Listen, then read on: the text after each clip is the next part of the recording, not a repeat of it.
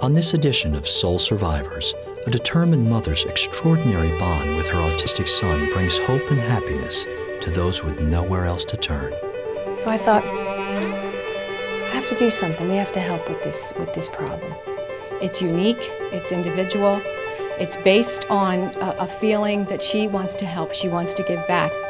So I kind of feel like a mother to all of them.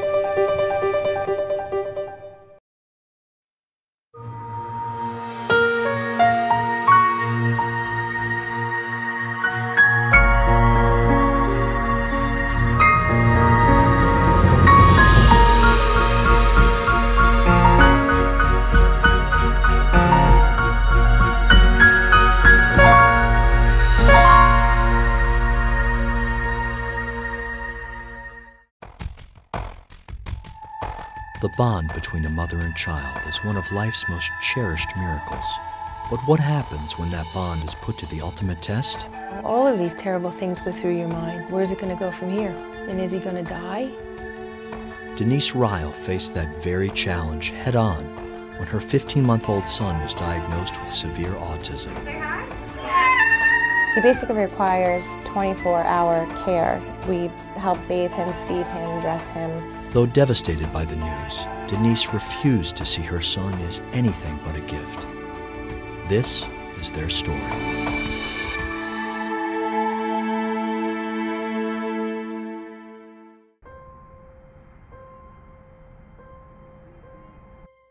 We had our first child about 3 months after our first anniversary, Kristen, and she's 25. And then we had Morgan a couple years later, and she's 23. And then we had Scott, who just turned 20. Scott came along, we were very happy. And the girls were very happy to have a little brother. And he was actually the healthiest of my 3 children at birth.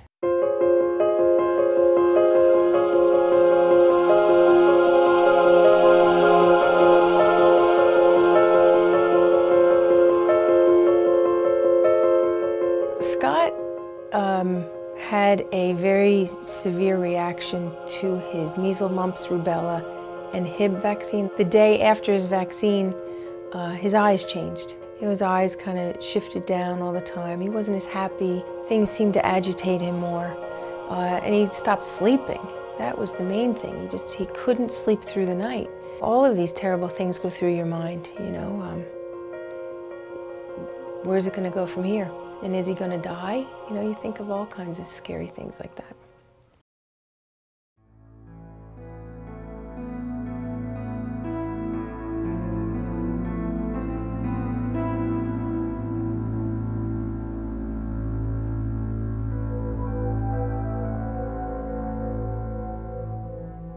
So I was hit with this, not only that my son has this terrible disease and that he's going to die, but in between time, we have to give him over to somebody and put him in an institution. I mean, all of these things were extremely shocking to me, scary to me, sad, and so many emotions, you know, go through your system. And I asked the doctor, actually my father-in-law asked the doctor, is there any chance he could outgrow these seizures, because he's known of other children that, you know, would have them when they were young and they would outgrow them. And the doctor said, oh no, he said, this is a very serious disease. He said, he will never outgrow these seizures. So I was brokenhearted, very, very brokenhearted, very frightened. And it was the beginning of a very, very, very difficult time in our lives.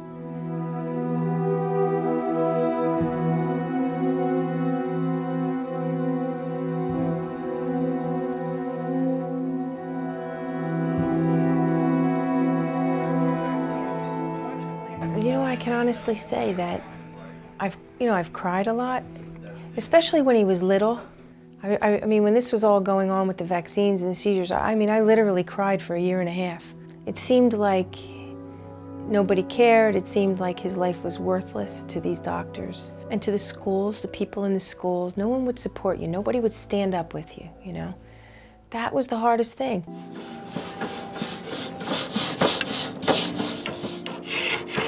When I told him what the doctor said, Jeff was very upset. He was very hurt. He blamed God. He was very angry with God.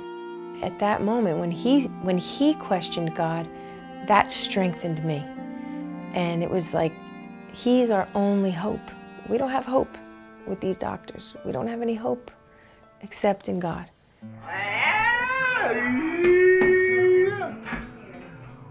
You know, we certainly don't have a normal married life. I sleep with Scotty.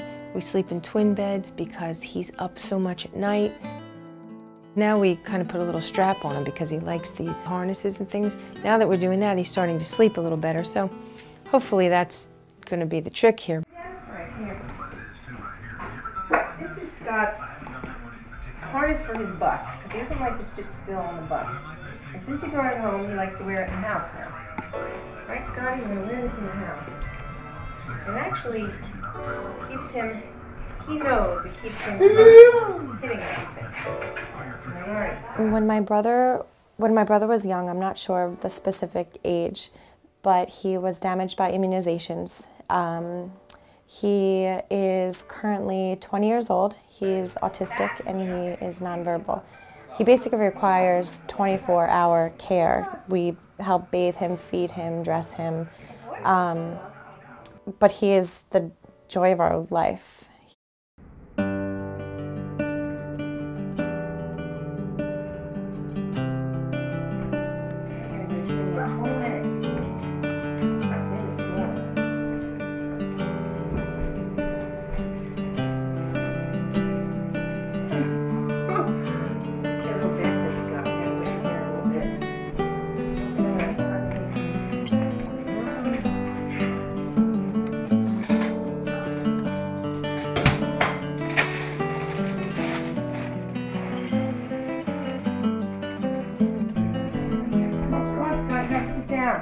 I've had to get up with him 3, 4, 5 times a night for, you know, since he's been 15 months old. And so, you know, for the sake of our own health, Jeff and I, you know, for our own physical health, that you need sleep, you know, I'll take the first half of the night and then, you know, early hours of the morning, 4, 5, 6 in the morning, he'll go to Jeff and then Jeff takes him and then I sleep. Come on, have a bite. Good. Sit, just stay. You're not going to cooperate this morning, are you? You have to eat before your bus comes. Okay, come here, please. Ready? Our youngest child is 20 years old. We should have some freedom at this stage in our lives to say, hey, let's go away for the weekend. Let's go on a vacation. Let's do this or that. Or let's go out to dinner with friends. And we can't spontaneously do that. We need babysitters. So we're still in this, you know, we have to see if we can find a babysitter before we can commit to anything. And then the cost of a babysitter, you know, you can't just pay $1 an hour, you know, and you can't get a teenager, you need an adult. So, you know, there's a lot of factors. You know, it costs us double to go out to dinner somewhere than it would, you know, if we didn't have this.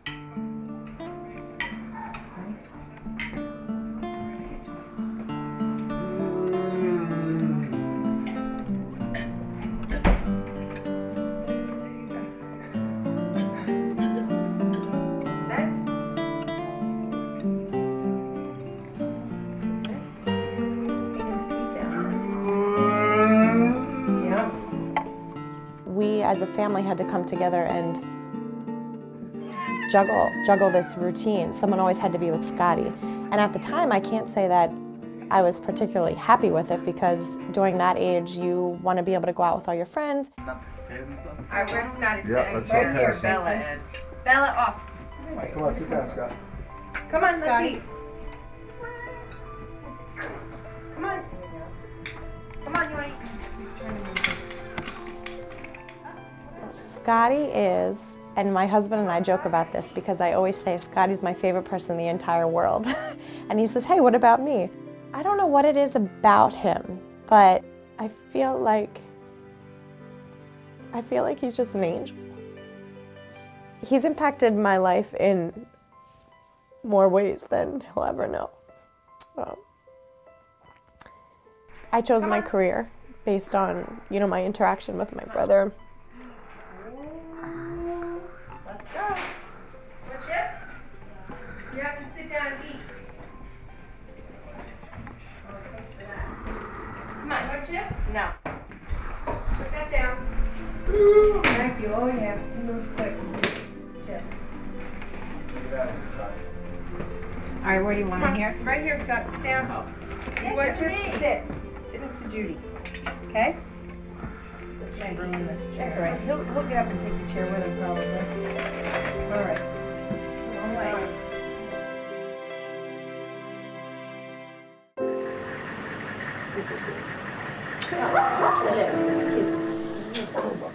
Love you, dude.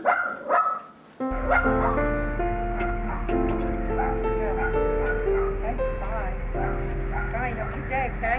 See you. Bye. Go ahead. Tree.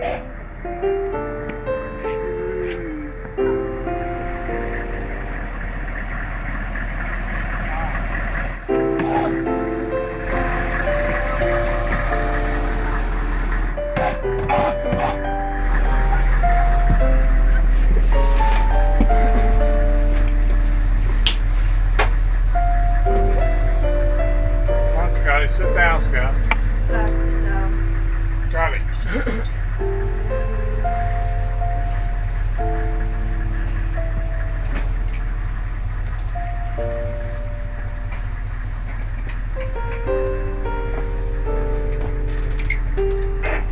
Dave to Alex Bandino.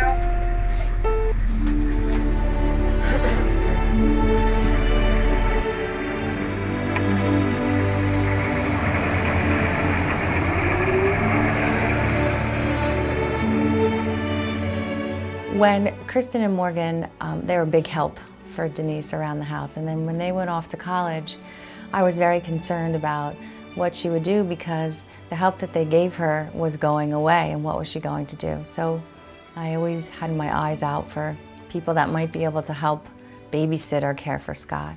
Like little babies, right? Mm-hmm. Good girls. Huh. I just feel like she's a role model for everyone.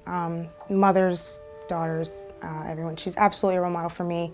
I've been really involved in community service all through college and before college, and continue to be because that's where I work. And when people ask me why do I serve, I always say my mom. There is a real one, not a real one. I've very much accepted it, very much accepted that this is the way Scott is. And I'm just willing to do whatever I can do, to help him day to day.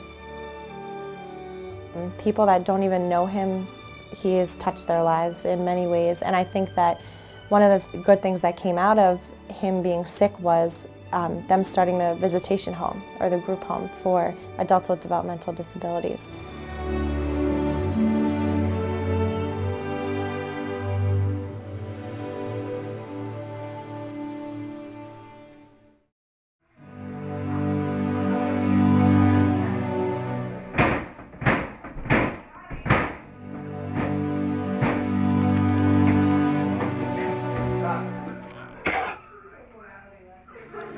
Scott grew up in a home where there's been prayer, where there's been a lot of love, where there's been a lot of friendship. A lot of people have come in and out of our homes, our friends, people that really care.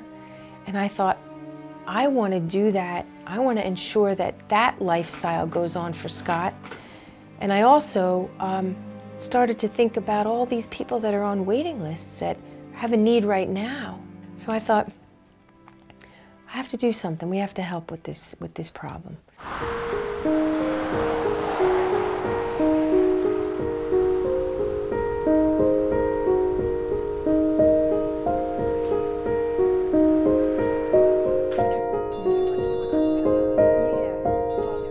The day program was created. Actually, it was a vision that Denise had concerning the visitation home residents. She wanted them to continue their education. There's no availability after the age of 21 for continuous education. And we know that with the mind, you need to continuously cultivate in order to keep the brain cells moving. How are you today? Good. Can I have a hug? What do you think? Okay? Okay. Oh. Yeah, thanks, Michael. Thanks, Michael. What'd you do today so far? Well, you put a puzzle together in record time. Did you? Yes. How many pieces? How many pieces on your puzzle? Was it a big one? 110 pieces. 110 pieces? Whew. And you did it quick? Yeah. Oh, that's because you're a genius. Timed him it, so next time he does the puzzle. I never saw you do this, Mike. Go ahead. Keep going. Don't let me stop you.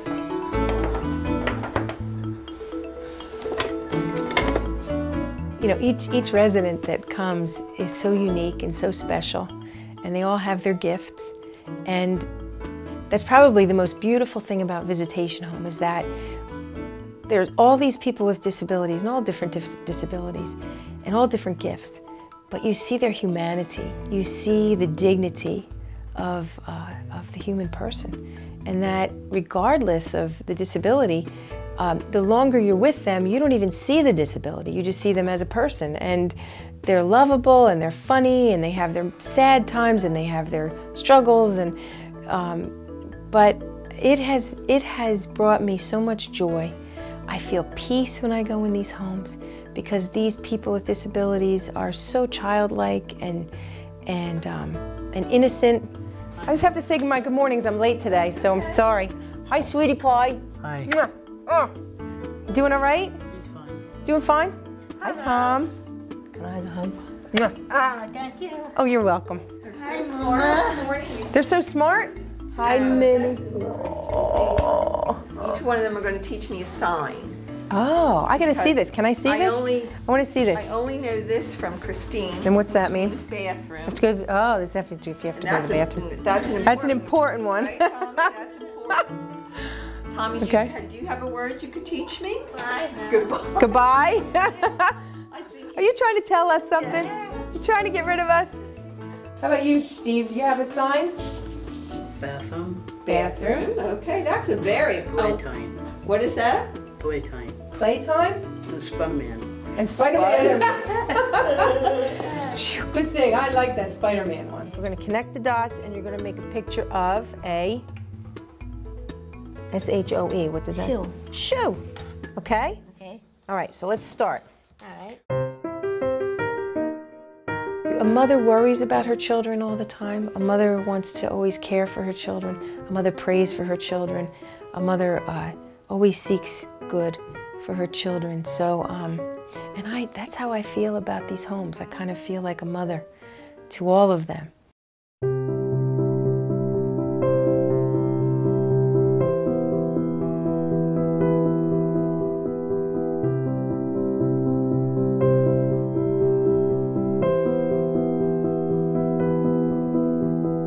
I think Denise is probably the most giving, kind-hearted, beautiful soul that I know in my life.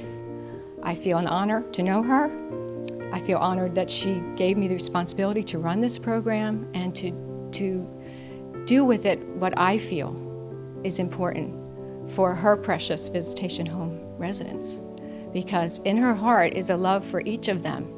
It's unique, it's individual, it's based on a feeling that she wants to help, she wants to give back. She puts herself out there and gives every single bit of herself every day. Hi,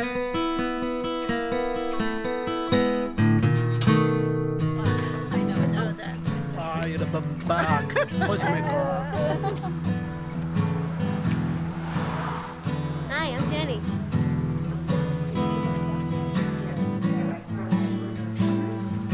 Our staff only receives a stipend salary and room and board because, you know, they have their needs, and they have cars and things like that, you know.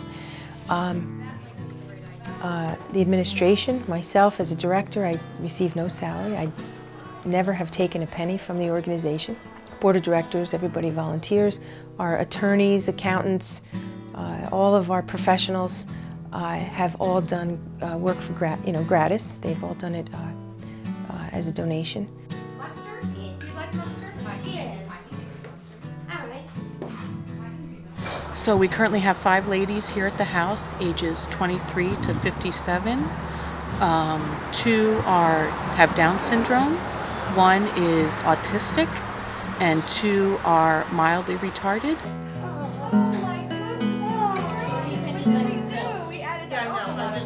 But how you can truly make yourself happier is by giving and serving and loving.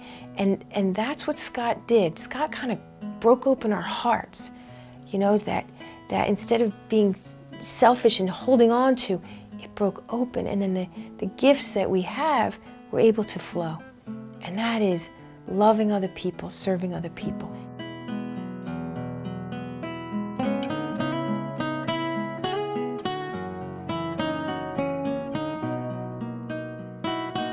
I guess I just saw her becoming a stronger person in her morals and her values and her character.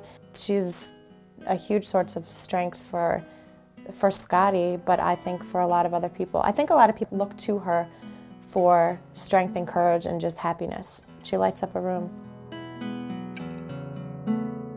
I am sincerely in love with this child. I know what his mission is. His mission was to change me, and he did, and I'm grateful for that.